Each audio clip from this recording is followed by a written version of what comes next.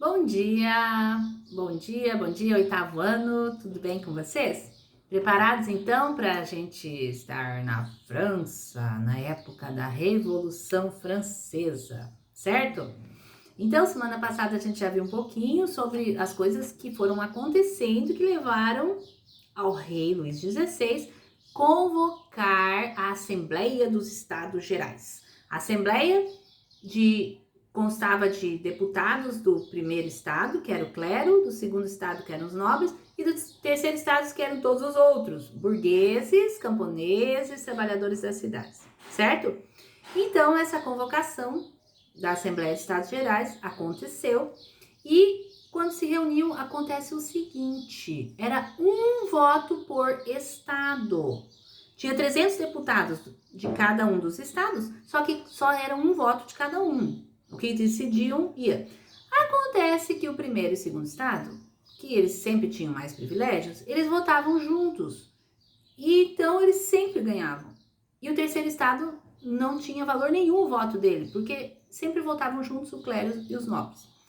Então o terceiro estado começou uma movimentação para pedir que a votação não fosse por estado, que a votação fosse por pessoa. Porque eles pensavam assim, quem sabe, né, alguém lá do clero pensa como a gente e nos ajuda nos votos. Aí, em vez de 300 votos, nós tenhamos, sei lá, 320. Quem sabe alguém dos nobres se condói e vota com a gente e a gente consiga melhorar o que a gente quer.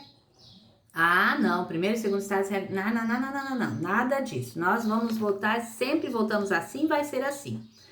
Aí o terceiro estado achou muito ruim isso e disseram, então nós vamos criar uma Assembleia Nacional. Chega desse absolutismo, chega desse privilégio da nobreza e do clero. Agora nós vamos fazer uma Assembleia Nacional onde nós vamos decidir as coisas todo mundo aqui.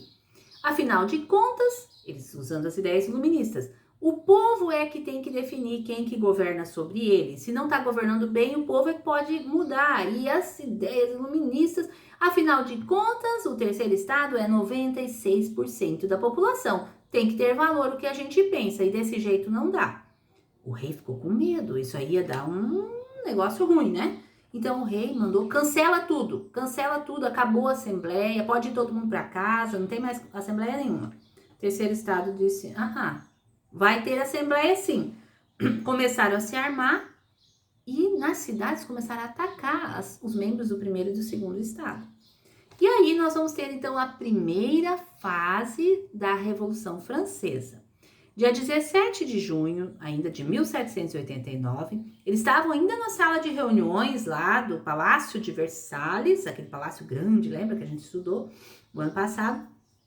E os deputados do terceiro estado começaram a escrever uma constituição para a França. Eles colocaram assim, a França precisa ter uma constituição, um conjunto de regras que sirva para todo mundo, inclusive para o rei. O rei também tem que obedecer à Constituição. E eles começaram a escrever. O rei não gostou. Isso foi dia 17 de junho. Dia 20 de junho, o rei mandou 20 mil soldados cercarem lá o palácio e aquela sala e expulsar todo mundo da sala, que eram os membros do terceiro estado que estavam reunidos. Os deputados, aqueles 300. Aí eles saíram da sala por força dos soldados e acharam outra sala e entraram. Que sala era? A sala do jogo da pela. O jogo da pela é tipo um jogo de tênis, que eles gostavam muito, era bem popular naquela época. Então, entraram naquela sala do jogo da pela e ficaram ali reunidos. Disseram, daqui a gente não sai. E aí eles começaram a escrever uma constituição para a França. Bem, o rei estava morrendo de medo, o rei era absolutista ainda. E agora a coisa está séria. O que acontece? Eles estão escrevendo lá, mas a população lá fora está achando que esse negócio está demorando muito. Então a população armou-se e foi para a prisão da Bastilha. A Bastilha era uma fortaleza onde que eram presos as pessoas que o rei ou os nobres achavam que tinham feito alguma coisa contra eles e eles não eram julgados, eles simplesmente eram presos sem julgamento, não tinham direito de se defender. E aí representava para as pessoas um absolutismo exagerado. Então eles vão lá vencem os guardas, abrem as portas das prisões e soltam todos os presos. Mais tarde, esse acontecimento, que foi dia 14 de julho de 1789, foi considerado o início da Revolução Francesa, um marco inicial, certo? Aí a população começou a pegar em armas e atacar castelos, destruir plantações, estavam com medo dos nobres, então atacavam os nobres. Foi chamado de o Grande Medo, porque na realidade todo mundo ficou com medo nessa época. Os deputados, então, também ficaram preocupados, porque a coisa estava sem controle, e decidiram fazer uma lei, antes de ficar pronta a Constituição, fazer uma outra lei que já deixasse as pessoas mais calmas. E essa lei é o quê? A lei do fim dos privilégios feudais. Dia 4 de agosto eles fizeram isso, de 1789. O que era fim dos privilégios feudais? A França ainda tinha aqueles antigos senhores feudais, eles ainda mantinham domínio sobre os camponeses, era uma servidão camponesa, os camponeses não tinham as terras e tinham que pagar impostos para os senhores, ainda existia isso. Então isso acabou. E outra coisa que eles fizeram também, disseram que todos são iguais perante a lei, não é porque é nobre ou do clero que tem privilégio, tá? Para acalmar os ânimos de todos, da população toda. Dia 26 de agosto, eles também fizeram um documento bem importante da Revolução Francesa, que é a Declaração dos Direitos do Homem e do Cidadão. Essa Declaração dos Direitos do Homem e do Cidadão fala da liberdade, coloca em prática as ideias iluministas, a liberdade, a igualdade, tá? Então, essa declaração ela foi muito importante, porque na Europa até então não existia coisas desse tipo, né? O que tinha era um rei absolutista ou aqueles déspotas esclarecidos que tentaram pegar umas ideiazinhas iluministas, mas de ter assim uma constituição, ainda não é constituição, mas de ter um conjunto de regras, né, que dizem que as pessoas todas têm direitos iguais perante a lei, isso era uma novidade. E eles fizeram. Então é bem importante esse documento. Aí, no dia 2 de novembro de 1789 ainda, eles vão confiscar todos os bens da Igreja Católica, tá?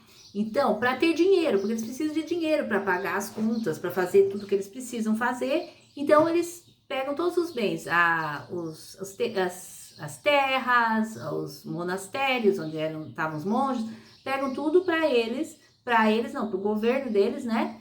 Para poder vender isso e ganhar dinheiro para usar no governo deles. O que acontece? O Papa não gostou nada disso, né? Aí o Papa vai e manda mensageiros para falar com o rei da Áustria e com o rei da Prússia, que eram parentes da rainha da França, que era a esposa do rei Luís XVI, que era Maria Antonieta, para eles se armarem, invadirem a França, para colocar ordem na França, colocar o rei Luís XVI com poder absolutista de volta. Isso vai dar guerra. Muito bem. O que acontece então? A família real, passado um tempo, porque eles ficaram lá, confinados no Palácio das Tulherias, que é um palácio ali da França, não é o de Versalhes. Dia 21 de junho de 1791, o rei se vestiu de camponesa, a rainha também, e os filhos, e tentaram sair escondidinhos da França. Quando eles estavam chegando na fronteira para fugir da França, foram reconhecidos pela população, e a população foi em volta deles e tal. E aí acabou que eles foram reconduzidos para tipo uma prisão domiciliar, palacial, né? Porque era no palácio, para ficarem lá no palácio, não poderem sair do país, não, de jeito nenhum, ficar lá no palácio. Muito bem. Aí, as pessoas mais pobres, os trabalhadores das cidades, eles começaram a dizer, sabe, o rei está traindo a gente, tentando fugir. Então, ele não devia mais ser rei. A gente devia proclamar a república. Acontece que aqueles deputados que estão escrevendo a nova Constituição, eles acham que é melhor manter o rei. A única coisa é que o rei tem que obedecer à Constituição também, entende? Porque eles acham que se eles tirarem o rei e proclamarem a república, aí sim os outros países vão atacar, porque não vão querer que isso aconteça no deles também, para a ideia não se propagar. Então eles dizem, não, vamos deixar o rei, vamos fazer uma Constituição e o rei tem que governar obedecendo à Constituição. Então, é nisso que eles vão chegar. Finalmente, dia 3 de setembro de 1791, a Constituição ficou pronta.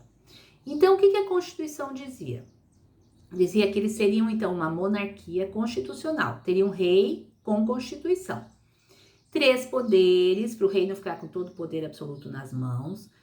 O voto mudou. Agora não é esse negócio aí de clero, nobreza, cheio de privilégios, os outros não. Agora o voto é censitário. O que é voto censitário? Voto censitário é voto somente de quem tem uma certa quantia de dinheiro, tá? Então, assim, aqueles que pagavam bastante impostos e tal, quem que conseguiu votar? Quem que tinha bastante dinheiro do terceiro estado? Os burgueses. Os camponeses não tinham bastante dinheiro e os trabalhadores das cidades também não. Então, quem vai passar a participar da política são os burgueses. Conseguiram o que queriam, mas grande maioria da população ainda continua sem direito a votar, entendeu? E o que acontece? Outra coisa que eles também decidem na Constituição é que o Estado vai ser laico. O que é Estado laico?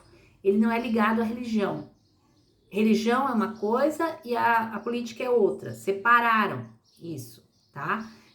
Porque antes, inclusive, eles usavam, lembra? O direito divino dos reis.